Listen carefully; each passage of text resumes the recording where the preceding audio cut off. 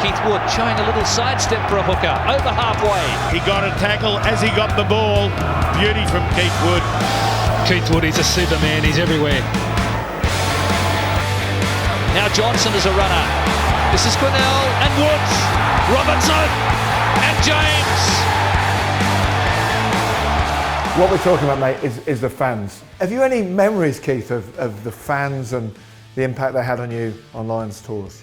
I do. I think when we're looking at South Africa first, going into the second test, I don't know if you remember this, but we walked along the inside of the pitch to get into the change rooms. We didn't go in behind, which you normally would do. And all the fans were in the ground an hour and a half before kickoff.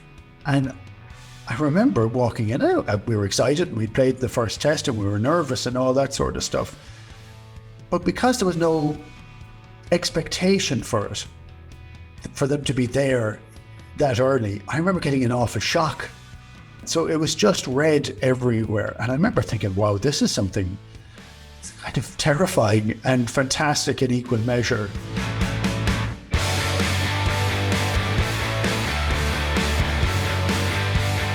But one of my favorite stories was, I don't know if you remember, we stayed in a hotel in Brisbane and there was 1,000 fans camped in the foyer. And like, it's really great to meet the fans and everything, but actually in your hotel, you just want to be able to relax a little.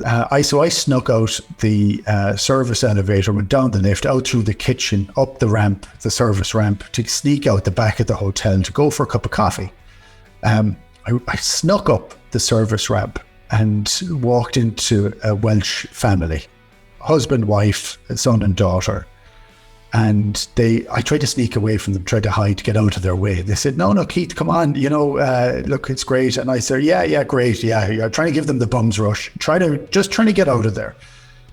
And they said, this is our life holiday. And I said, okay, I've never heard that expression before. As I'm still trying to walk away from them. And I asked the question, sorry, never heard that. What is that?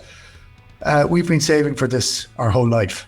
This is the only holiday we expect to go on. We don't expect to leave Wales again. I've never felt so embarrassed in my life.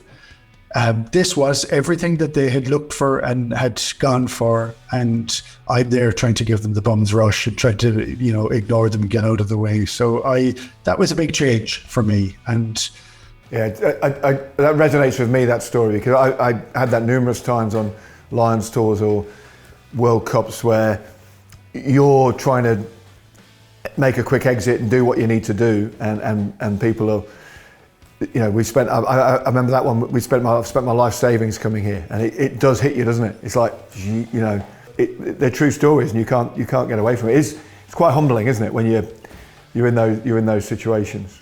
We're in a bubble when we go, and our idea is to go bond as a group and win some rugby matches. And in some respects, it's a job, which I think for you and for me, I never thought of it as a job. I thought of it as, this is the honor and this is the privilege to try and go there, and the pressure.